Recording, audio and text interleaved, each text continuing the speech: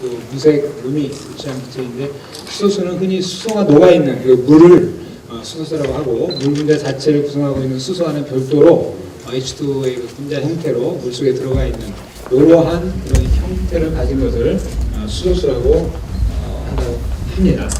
수소의 기능하려면 일반적인 수소의 기능인데 수소수와 상관없이 수소 자체의 기능으로서는 의학적으로 굉장히 많은 것들이 알려져 있어서 여러 장기들 우리 그 몸에서의 대사기능이라든지 인지기능, 그 다음에 이 눈, 그 다음에 그 장기, 소화기계, 호흡기계, 심장 등과 같은 여러 그 장기에 있어서 굉장히 중요한 역할을 하는 그런 그 기능하는 것이 수소 분자가 되겠습니다. 근데 이 수소 분자에 대해서는 최근에 이제 수소수가 그 많은 연구가 되고 그것이 또 산업적으로 응용이 되면서 수소를 포함하는 수소수의 그 기능이 그 항산화 활성 쪽에 굉장히 많이 포커스가 되어 있는 게 사실입니다.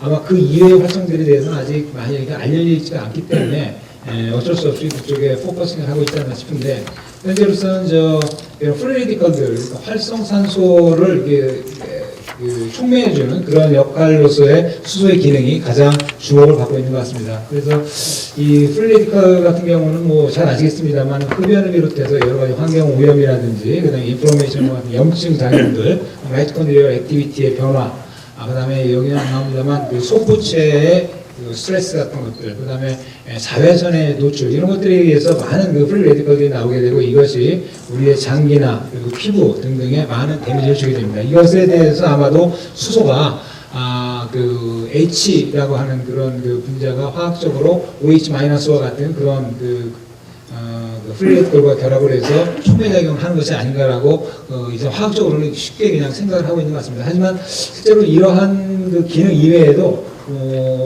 우리가 알지 못하는 다른 기능들이 숨어 있으리라 생각이 되는데 그 부분에 대해서 아직 수소수가 명확한 답을 내놓지 못하고 있는 상황이고 많은 연구자들이 그 부분에 좀 주목해야 될 필요가 있다고 생각합니다. 그래서 수소수의 특징은 현재까지 알려져 있고 그리고 현재까지 어떤 그 실험이나 논문을 통해 가지고 또 인상적인 데이터에서도 입증이 되고 있는 많은 그 결과들이 있습니다. 그리고 그게 암을 비롯해서 심경계 질환, 심혈관계 노화와 동맥경화, 동맥경화는 아까부터 계속 많이 나왔었죠. 그다음에 아토피, 피부염 같은 대체적으로 보게 되면 항산화 내지는 항염증 활성과 관련이 있는 이 기전들입니다. 그런 질병들이고 그렇기 때문에 더욱더 또 항산화의 활성이 수소수에 있어서는 가장 중요한 것이 아닌가라고 생각하기 쉬운 그러한 부분도 없지 않나 생각이 됩니다.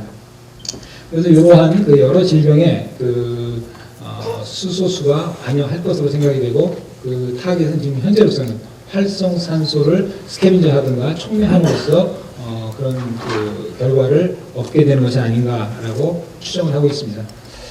수소수의 연구 동향을 보면 굉장히 방대해가지고요. 수소 가스 가지고 먼저 연구를 했던 그 연구 결과들이 많이 있더라고요. 특히 이제 메디컬 가스 리서치라는 저널을 보게 되면 굉장히 많은 페이퍼들이 나와 있습니다. 그래서 잠수부들의 어떤 치료로부터 해가지고 가스를 그 이널레이션, 흡입을 시킴으로 해서 렁 인저리 같은 폐에 있어서의 폐 쪽에 있어서의 어떤 그 외상이라든지 그런 걸 그 염증 그런 걸 치료한다든지 하는 그런 가스를 흡입시키는 방식을 통해서 동맥경화나 뇌질환, 혈관 장애 같은 것들을 치료했다 하는 논문들이 많이 나오고 있고요. 그러다가 이제 수소수, 물에다가 수소를 혼입한 형태의 하이드로젠 워터가 이제 그 많이 또 이용되면서 제가 이제 그 펌메드를 통해 가지고 영문 저널로 봤을 때는 하이드로젠 워터라는 그 이름으로 해서는 42편 정도의 논문이 나와 있더라고요. 근데 역시 항산화, 항염증, 그 다음에 동맥경화, 암, 뇌염증, 아토피와 같은 것들이 주를 이루고요. 단지 이들의 그 수소수의 연구는 수소 가스를 높은 압력하에서 물에다가 일단 용존을 시킵니다. 그리고 빠른 시간 내에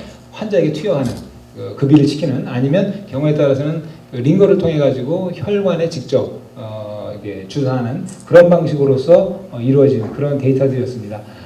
근데 이제 국내 연구자의 논문은 단 한 편으로서 이제 논문 발표 건수는 한 편이 나와 있는 상태라서 아까도 말씀드렸다시피 국내의 수소수에 관한 연구가 굉장히 뒤처져 있는 그러한 감이 듭니다.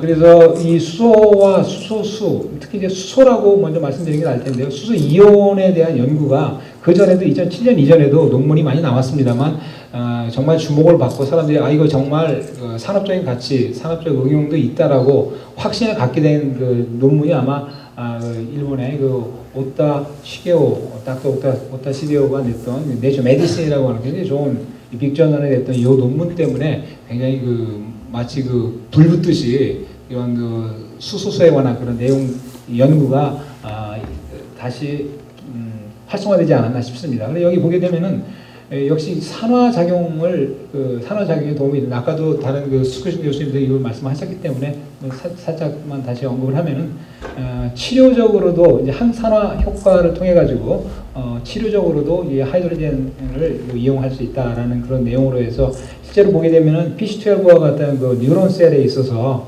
수소를 넣어줬더니 하이드로킬 레디컬들, 그러니까 활성산소라고도 할 수 있는 그러한 질병을 야기하는 그 세포를 죽이거나 하는 그런 분자들이 많이 소거가 되더라, 저감되더라. 그것을 이제 그래프로 이렇게 그렸고요. 그 다음에 허혈증, 뇌 허혈증 모델에서 허혈증에 의해서 축소되는 뇌 부피가 하이드로젠 수소를 투입을 했더니 그것이 상당히 억제가 되면서 브레인 볼륨이 상당히 좀 유지가 되더라. 그래서 이스케미아와 같은 허혈증에 있어서도 이런 하이드로젠이 효과가 있다라는 것을 아주 드라마틱하게 입증을 했습니다. 이러한 내용이 이제 수소에 관련된 그런 연구들을 굉장히 구체적으로 활성화하는데 굉장히 기여를 했다고 생각이 되고요. 그 뒤에도 많은 논문이 나왔습니다만 또 닥터 오타 시게오는 2011년에 아까 네이처에 있는 건 2007년인데요. 2011년에 또 여러 가지 제안을 했습니다. 그래서 아마도 하이드로젠 모레큘이 세포에서 혈액 안에 들어가거나 조직에 이것이 딜리버리가 된 다음에 혈액에서 멤브레인에 있어서의 어떤 변화, 그 다음에 미토콘드리아에 있어서의 변화, 그리고 또 핵에 있어서도 어떤 변화를 일으킨다 하는 것을 제안을 했고, 거기에 대해서 각각 이런 이미지를 통해 가지고 그것을 일부 입증을 했습니다. 그러면서 2011년도까지 나와 있던 각 장기 및 조직에 관련된 여러 질병에 대한 이 수소 및 수소수의 활성에 대해서 이렇게 일목요연하게 다 정리를 했습니다. 그래서 뇌에서부터 해가지고 척수, 그 다음에 눈, 폐 등등과 같은 여러 분야가 거의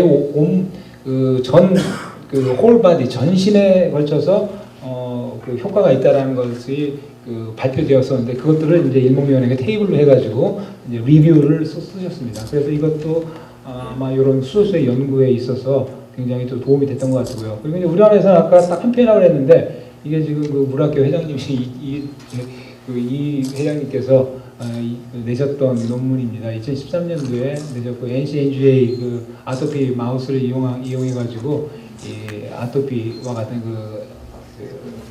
염증성 그런 피부 질환에 효과가 있다 해서 특히 염증성 프로인플라마토리 사이토카인이 수소수를 처리한 그런 쥐에 있어서 드라마틱하게 감소하더라 하는 것으로 해서 우리나라에서는 유일하게 이렇게 SGI급의 저널에 논문을 내주셨습니다. 그런데 이제 지금까지 어떤 모든 연구 내용들이 흔히 말하는 용존산 수소수라고 하는 그러한 형태의 수수만 놓고 보자면 그러한 형태로 해서 실험에 사용이 됐었습니다. 그래서 물에다가 높은 압력으로 수소를 일단 어떤 물리적인 힘에 의해서 밀어넣고 그 안에서 그것이 기화된다고 할까요? 빠져나오기 전에 빨리 트리트먼트하는. 그래서 어떻게 보면 이제 정확한 어떤 딜리버리라기보다는 수소수가 적절하게 혼입된 상태에서 빨리 체내에 투입하는 그런 방식으로 하다 보니까 제조상의 어떤 반복성. 그러니까 아까도 이기호 교수님 말씀하셨습니다만 박스 안에서 병 간의 어떤 차이가 난다든지 균일성이 떨어진다는 것도 아마 그런 데도 기인하지 않나 싶은데 이 반복성, 리피터빌리티가 굉장히 떨어지죠. 그 다음에 효능이 안정화가 미흡합니다. 제조한 지 며칠 된 걸 썼느냐, 먹었느냐, 주사를 놨느냐에 따라서 달라질 수가 있고요. 그래서 휴식가 굉장히 힘든 상황인 것 같고, 그 다음에 또 용기나 재질 같은 걸 굉장히 좋은 걸 잘 써야 되는데 이것이 원가상의 요인이 되기도 하고요. 그 다음에 상용화하는 데 있어서 이걸 계속 유통을 하고 마케팅을 하는 데 있어서 역시 좀 어려움이 있는 이러한. 그래서 병원 같은 데서 빨리 만들어서 환자에게 바로 쓰는 그런 경우에는 굉장히 용이한데요. 이것을 비즈니스 라인에 올려가지고 마케팅을 해서 식음료 형태로 해서 판매를 한다든지 하는 데 있어서는 이러한 부분들이 상당히 어떤 걸림목이 되지 않나 싶습니다. 그래서 결국은 이 수소가 좋고 이 수소를 체내에 잘 전달할 수 있는 그러한 비클, 어떤 탈 것을 잘 해줘서 거기에다가 수소를 잘 탑재를 해서 인체에 전달을 할 수 있다면 그 지금까지 알려졌던 많은 그 논문에서 보고된 그런 수소의 어떤 그 생물학적 활성이나 의학적 기능을 훨씬 더 살릴 수 있는 그런 좋은 기회가 될 수 있지 않나 이렇게 생각이 드는데요. 이제 그게 아직은 뭐 100%다 규명됐다고는 못합니다만 제가 실험에 이제 좀 데이터 소개를 해드린 그 소재로 썼던 수소 나노버블워터라고 하는 요것은 물에 있는 그 나노버블, 이 파티클이죠. 일종의 파티클들을 이용해서 이 파티클의 수소를 잡아넣는, 인크루딩 시키는. 그래서 인캡슐레이션하고는 좀 다르겠습니다만 어떤 형태인지 정확히는 모르지만 수소 분자를 함유하도록 만들고 이것이 장시간 물속에서 존재하면서 오랫동안 이렇게 리텐션할 수 있는 그러한 조건을 만들고 그럼으로써 그 분자들이 세포와 보다 더 유기적으로 그리고 효율적으로 인터랙션해서 세포와의 어떤 기능, 세포의 기능들을 살리고 그래서 결국 이렇게 이 수소의 양을 이렇게 캡슐레이션 되거나 인클루딩 되는 수소의 양을 잘 조절만 한다면 그 파티클 분자의 수를 조절하든가 이 나노 파티클의 수를 조절을 한다면 우리가 어떤 효능의 표준화라든지 최적화를 이루는 데 있어서도 굉장히 도움이 될 수 있는 뭐 그러한 것이 굉장히 이상적인 형태의 하나의 그 수소의 그 전달체로서의 기능을 할 수 있는 소재가 되지 않을까 그렇게 기대를 하고 있습니다. 그래서 제가 화학적인 부분은 실은 많이 모르기 때문에 화학적으로 어떻게 해서 이것이 제조가 됐고 어떻게 분석이 되는 부분들에 대해서는 실은 지금의 그 정량 분석 기술 가지고도 이게 분석이 어렵습니다. 그래서 이쪽에 이제 전문으로 하시는 분들이 그 데이터를 제가 신뢰를 하고 그 데이터를 토대로 해서 연구를 진행을 했습니다. 그래서 먼저 이게 이제 중앙대학교 그 공과대학의 김종민 교수님과 그다음에 그 NMB 쪽에서 제공해 주신 데이터인데 뭐 이러한 아주 어떻게 언뜻 봐서는 그냥 일반 그 장치인데요. 그러니까 워터 탱크가 있고 그다음에 가스 리퀴드 디스퍼전 시스템을 여기다 도입을 해서 여기다가 수소를 넣어가면서 그 물도 여기다 일정한 압력을 가하고 하면서 서큘레이션 시키면서 이제 그 나노 파티클 안에 나노버블 안에 수소가 들어가도록 그래서 이런 식으로 이제 나노 파티클이 보이는데 실제 이 안에서 하이드로젠 모레큘을 검출하지는 못했습니다. 그 방법 자체가 지금 현재로서는 어려워서 그리고 이 파티클을 봤을 때 약 100에서 200 사이의 그 크기를 갖는 다이아미터를 갖는 그 크기의 나노 파티클들이 나름대로 정돈되어 있는 가장 많은 파퓰레이션으로 나타나는 이러한 형태로 해서 수소 나노버블 워터가 제조가 됐습니다. 그래서 저는 이걸 이용해서 여러 가지 실험을 해왔는데 그 수소나 아니면 수소수 가지고 해왔던 그런 연구 결과와 동일하게 결국은 이제 어떤 대사지 증후군이라든지 그다음에 캔서, 뭐 간 기능, 면역 조절, 그다음에 세포 기능, 그다음에 또 뇌 기능 쪽에 관련된 그런 일들을 하고 있습니다. 하고 있는데 오늘은 이 대사증후군에 관련된 그런 내용에 대해서 수소 나노버블 워터가 갖는 생리 활성에 대한 데이터를 좀 말씀드리겠습니다. 대사증후군은 너무 잘 아시죠? 뭐 비만, 고혈압, 고지혈증, 동맥경화 이런 것들을 다 유발하는 그러한 것들인데 이런 그 여러 가지 질병들이 대사증후군이 원인이 돼서 생기게 됩니다. 이런 특히 이제 비만이 가장 중요한 그런 역할을 하게 되는데 비만과 당뇨가 가장 대표적인 대사증후군의 질병이 되겠죠. 근데 이것이 이제 여러 가지 요인 중에서 복부 비만의 중성 지질, 그다음에 그 고밀도 콜레스테롤, 공복 혈당, 혈압 뭐 이런 것들 중에서 한 3가지 정도가 기준치를 초과하게 될 경우에 이제 의사 선생님들이 대사증후군이 있다라고 진단을 내리고 요즘에 와서는 이제 좀 더 어떤 그 글루코스 토러런스라든지 인슐린 토러런스라든지 뭐 그런 것들이 좀 더 이렇게 생화학적인 그런 방법을 통해서 명확한 그런 진단을 내리기도 합니다. 이런 그 대사증후군이 지금 굉장히 문제가 많이 되고 있어요. 우리나라에서도 연령대를 보시면 남녀 할 것 없이 굉장히 많이 증가하고 있고 여성들이 오히려 60대 정도 되게 되면 굉장히 남성들보다 더 많이 증가가 되는 그리고 엄마나 아빠가 둘 다 대사증후군이 있을 경우에는 아이가 대사증후군에 걸리고 소인이 굉장히 높아집니다. 그런 이러한 그 문제들 때문에 우리나라에서도 지금 보건 정책 같은 걸 담당하고 계신 분들이 굉장히 신경 많이 쓰고 있고요. 그래서 이러한 그 일종의 그 생활형 질환이라고 하는 라이프 스타일 디지즈라고 하는 이런 대사증후군에 대해서는 뭐 긴급한 상황에서는 그 의약품처럼 그렇게 어떤 그 투약을 통해서 고치는 것도 좋겠습니다만 생활형 이런 그 질병에 대해서는 일반 뭐 식품의 형태로 아니면 우리가 늘 먹고 마시는 물의 형태로 그것을 섭취할 수 있는 그런 효과적인 것이 있다라고 하면 굉장히 좋겠죠. 그런 면에서 수소수라든지 그런 기능성 그 펑셔널 워러가 굉장히 각광받을 수 있는 그런 요소가 아닌가 생각이 됩니다. 그 다음에 이제 당뇨, 그 대사증후군에서 당뇨는 뭐 잘 아시다시피 요즘은 좀 더 이게 엄해졌는데요. 120 정도 당이 그렇게 될 경우를 당이라고 하기도 하고, 최근에 30, 40대 젊은이들이 많이 생기고 소아당뇨가 또 굉장히 문제가 많이 되고 있고요.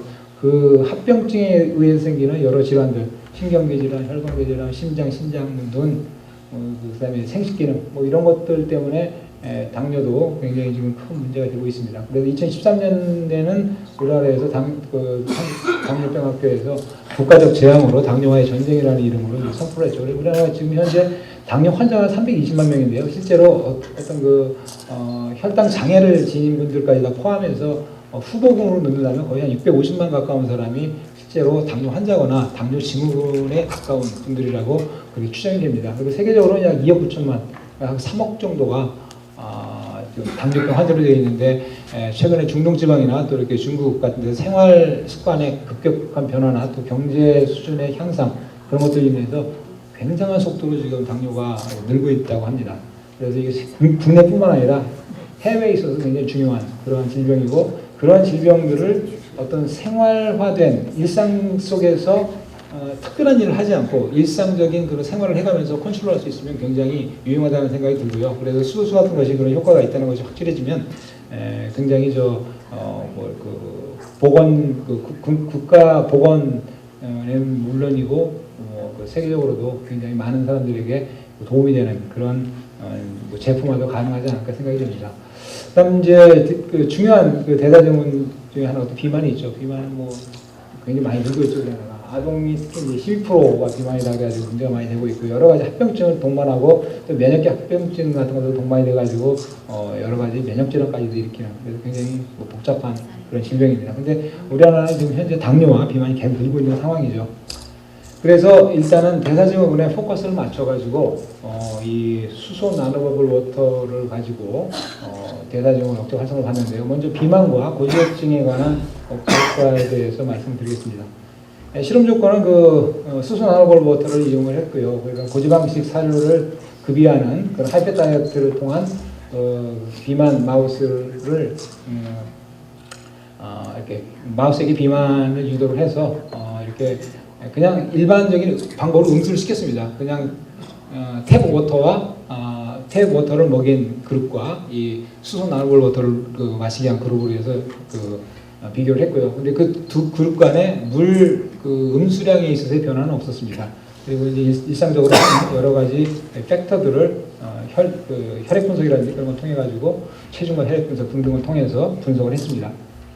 이런 약 라드가 많이 들어있어서 거기 지방이 지질이 한 45% 정도를 차지하는 그런 하이패 다이어트를 사용을 했고요. 먼저 체중 변화를 보게 되면 이게 어떤 생활형 질환이고 하기 때문에 제가 수소 나노볼 워터를 하이패 다이어트를 주기 1주 전, 2주 전, 3주 전부터 미리 물을 이걸로 먹인 그룹과 그냥 탭 워터를 먹인 그룹으로 해서 쭉 사육을 했습니다. 그러다가 일정한 시점에 하이패 다이어트로 바꾸면서 비만을 유도했는데 이게 각 주별로 보면 체중이 이렇게 늘어나죠. 하이패 다이어트를 유도한 그런 비만주에 있어서는 이렇게 체중이 컨스턴트하게 쭉 늘어납니다. 그에 비해서 한 주 전에, 2주 전에, 3주 전에 이 수소 나노버블 워터를 급이한 마시게 했던 주에 있어서는 이렇게 마시게 하는 그 시간에 비례해서 체중이 감소하는 그러한 결과가 나타났고 굉장히 드라마틱하게 나타났고 이때 이제 파지티브 컨트롤로는 흔히 고지혈증에 많이 씁니다만 피노파브레이트라고 하는 그런 약제를 써서 했는데 비만에도 듣습니다. 그래서 이 피노파브레이트라고 하는 양성대조군은 잘 듣고 있고요. 근데 3주 정도 미리 이 수소 나노볼 워터를 먹인 쥐에 있어서는 거의 의약품과 양성 대조군과 거의 동등한 수준으로 억제가 되는 굉장히 좋은 그런 결과가 나타났고요.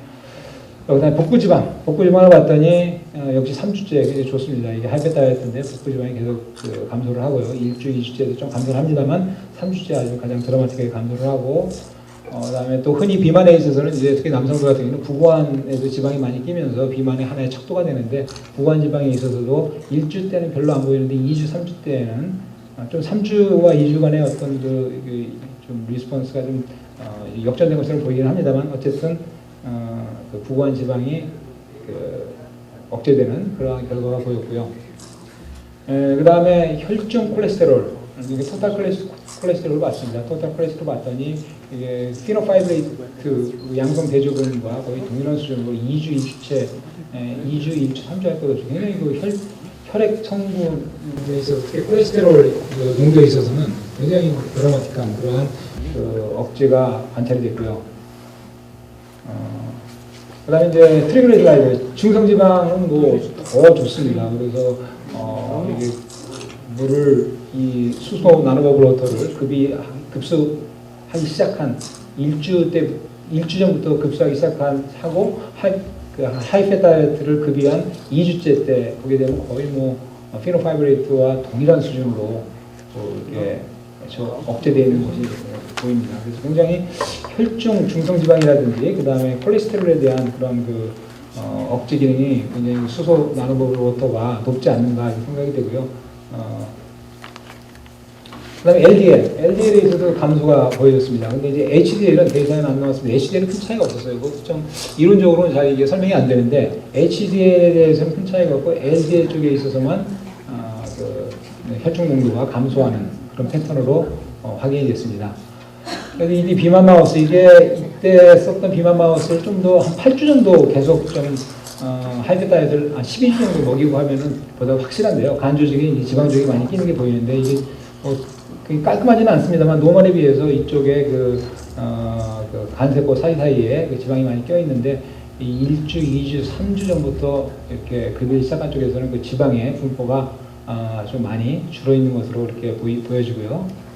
그다음에 부관 지방에 있어서 지방구의 크기입니다. 지방구의 크기를 비교를 해보면 이게 노말입니다. 정상군에 있어서 요만한 그 지방구의 크기, 부관 지방에 있어서 그 지방의 괴가 이렇게 이 정도의 크기를 나타내는데, 하이페 다이어트로서 고지방식을 치열하게 되면 굉장히 지방의 면적이 커집니다. 굉장히 부피가 커지죠. 피노파이브레이트는 이렇게 큰 것도 있습니다만 그냥 작은 것들이 보이면서 효과가 있어 보이고, 근데 1주째는 그렇게 드라마틱하지 않은데 2주째부터 이제 조그만 것들이 나타나고 3주째는 거의 노말에 가까운 수준으로 부관 지방에 있어서의 지방 조직의 직경의 크기가 많이 감소하는 그런 형태로 효과가 확인이 됐습니다. 그 다음에 이때 이제 혹시나 수소 나노버블 워터가 어떤 사이드 이펙트 같은 걸 초래함으로써 그것이 결국 체중 감소를 초래하고 또 혈액 성분에 있어서도 그러한 결과로서 반영되는 것이 아닌가 하는 것을 확인해 보기 위해서 흔히 하는 간이 독성 시험을 했습니다. 간 독성과 신독성 테스트를 통해 가지고 GOT-GPT와 크레아틴하고 BUN 통해 가지고 보고 각 장기들의 중량을 측정을 해서 혹시 나노버블 워터를 급이함으로써 어떤 독성이 나타나지 않나 하는 걸 측정을 해봤습니다.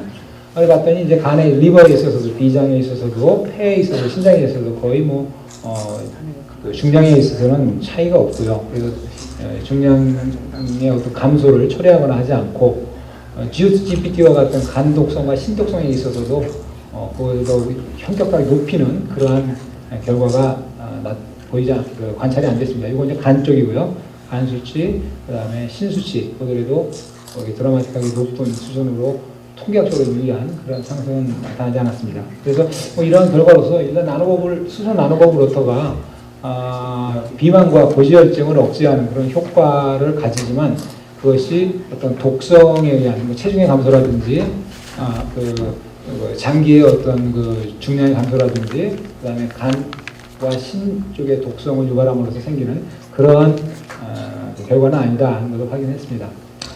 뭐 결과는 지금 말씀드린 뭐 그런 내용인데 한 3주 정도 전부터 먹이는 게 가장 좋은 것 같아요. 근데 실제로 2주, 1주, 그 다음에 여기 데이터는 안 나왔습니다만 하이팻 다이어트를 급여하기 시작한 그 시점, 그러니까 비만을 유도하는 그 시점부터 하더라도 4주 정도 지나면 조금 차이가 나기 시작합니다. 통계학적으로. 그래서 뭐 3주 전처리보다는 조금 약합니다만은 비만이 유도되는 그 시기부터 같이 수소 나노버블워터를 먹이더라도 마시게 하더라도 그 효과는 인정이 되더라 하는 결과를 얻었고요.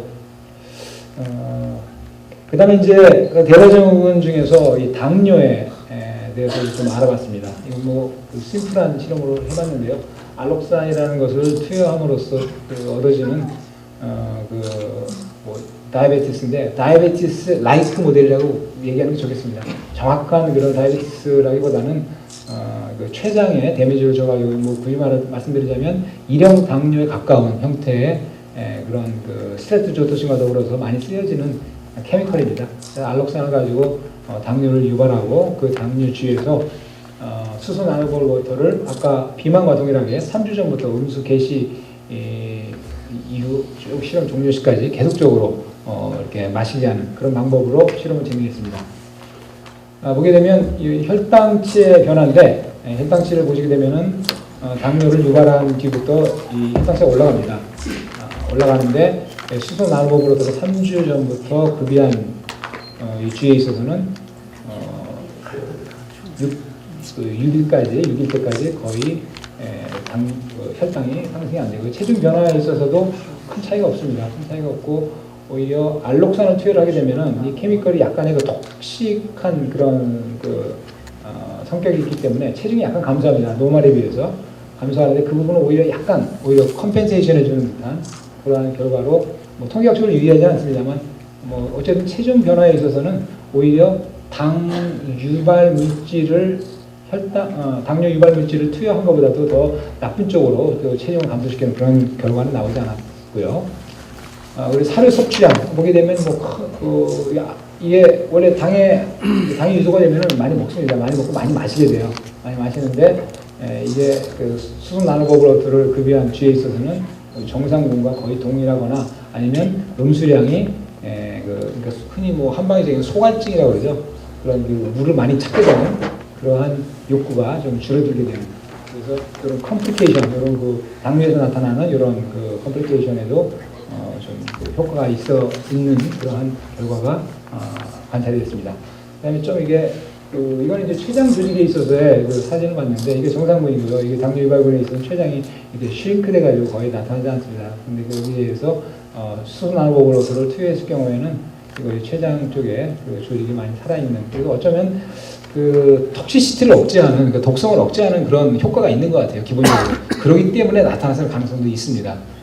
그 가능성은 배제할 수 없습니다만 어쨌든 간에 췌장에 있어서도 이러한 그 회복이 눈에 띄었고, 그 다음에 신장 쪽을 보게 되면 이 신장 사구체인데요. 정상군에도 이렇게 그 주변에 이렇게 카테고리가 조금 명확하게 보이는데 당뇨 유발이 되게 되면 이쪽이 좀 흐려지면서 약간 펑퍼짐하게 퍼진 것처럼 그렇게 나타나는데 이것이 수소 나노버블워터를 음수시킨 그 그룹에서는 정상군과 비슷한 수준의 그런 좀 튼튼한 모습의 사구체가 관찰이 됐습니다. 그리고 신장에 있어서의 흔히 당뇨에서 나타나는 그 합병증 중에 뭐 신경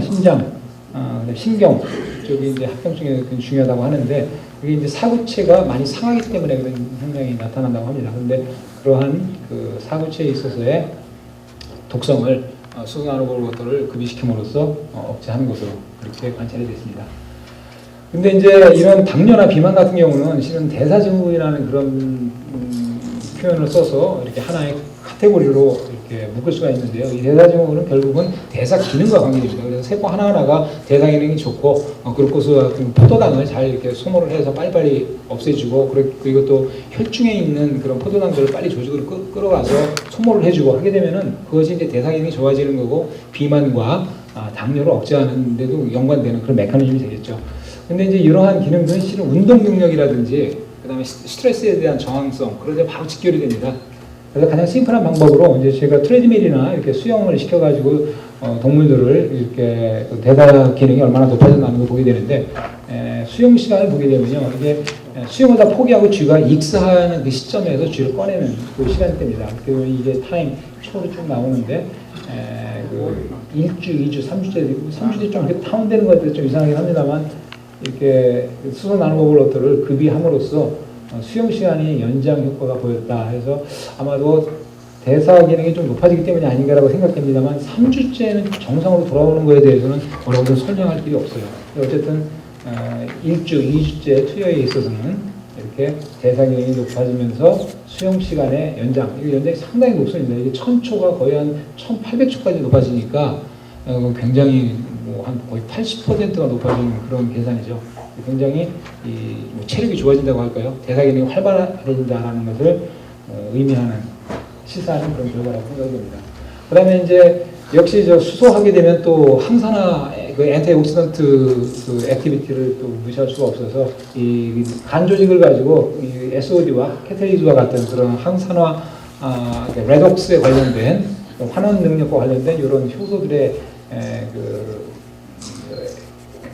발현량을 측정을 했습니다. 그랬더니 간 조직의 SOD는 수소 나노버블워터를 급여함으로써 쭉 올라갑니다. 올라가고요. 근데 카타라제도 올라가긴 합니다만 이게 통계학적으로 유의하지 않습니다.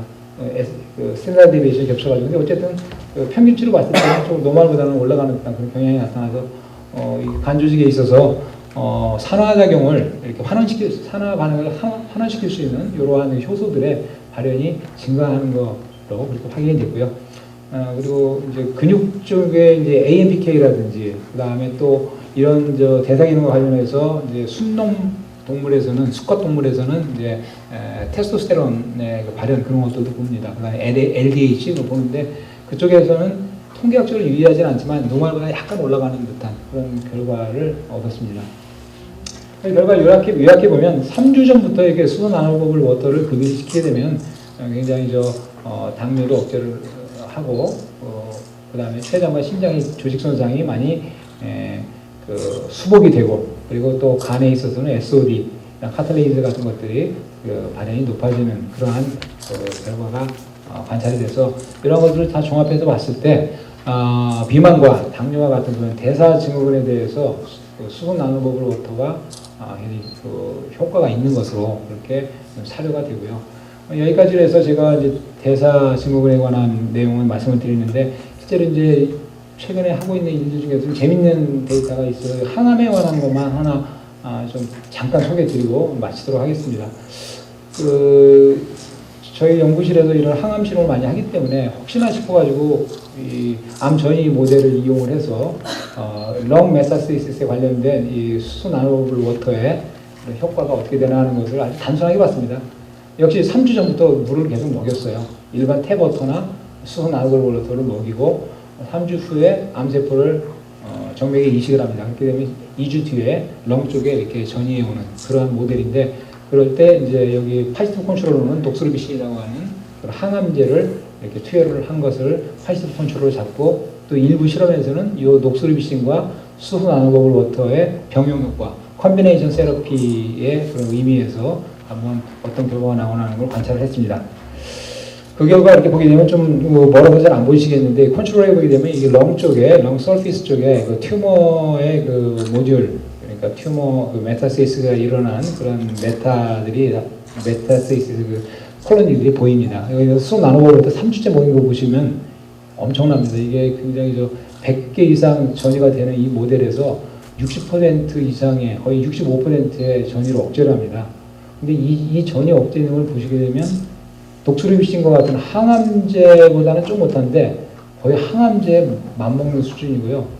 그리고 이거는 수소 나노버블워터를 암을 이식하는 그 시점에 동시에 같이 급이를 시킨 겁니다. 이거 다 경구투여로 한 거거든요. 정맥주사가 아니라. 그런데 암세포를 이식하는 그 시점부터 수소 나노버블워터를 급이시킨, 먹게 한, 마시게 한 그 그룹에 있어서도 통계학적으로 유의한 암 전이 억제 효과가 보였어요. 그래서 저도 깜짝 놀라서 어떻게 이럴 수가 있나 싶었는데 제 실험은 한 4번 정도 했는데 거의 동일한 결과를 얻었고요. 그래서 그러면은 독소르비신과 같은 항암제와 이렇게 컨비네이션으로 했을 때는 어떤 결과가 나오나. 그래서 3주 전부터 암세포 이식하기 3주 전부터 수소 나노버블워터를 급이를 시키고 급수를 시키면서 그 다음에 아드리아마이신을 투여를 했습니다. 그리고 여기는 아드리아마이신과 수소 나노버블러터를 같이 병용 투여한 거죠. 그랬더니 이게 원체 아드리아마이신 자체가 원체 잘 듣고 이쪽도 잘 듣고 있기 때문에 통계학적으로 굉장히 좀 통계치를 얻기는 쉽지가 않았는데 어쨌든 통계학적으로 유의한 시너지 효과가 보였고 실제로 이 암 전입의 그 콜로니에서 보시더라도 독소리비신과 수소 나노버블러터를 같이 병용 투여한 경우에는 콜로니가 거의 없습니다. 거의 없고 그래서 요걸 지금 서바이벌을 한번 보고 있습니다. 그래서 서바이벌에서 얼마나 효과를 더 서바이벌을 연장시키는 걸 보고 있는데 어쨌든 수소 나노버블러터가 이 결과만 가지고 말씀을 드리자면 항암제와의 병용 투여에 의해서 항암제가 갖는 그런 암 전이업체 효과를 시너지스틱하게 높여주는 그런 결과가 관찰이 됐고요. 그리고 실제 독소리비신을 투여하게 되면 체중이 감소가 일어납니다. 체중 감소가 일어나는데 체중 감소가 나노버블러터를 수소 나노버블러터를 급유시켰을 때 어느 정도 회복되는 그런 결과가 보여져서 독소리비신에 의해서 나타났던 그런 항암제의 활성은 높이고 그리고 독성이라고 할 수 있는 체중 감소에 대해서는 어느 정도 컴펜세이션 해주는 그런 효과가 있는 것으로 그렇게 관찰이 됐습니다.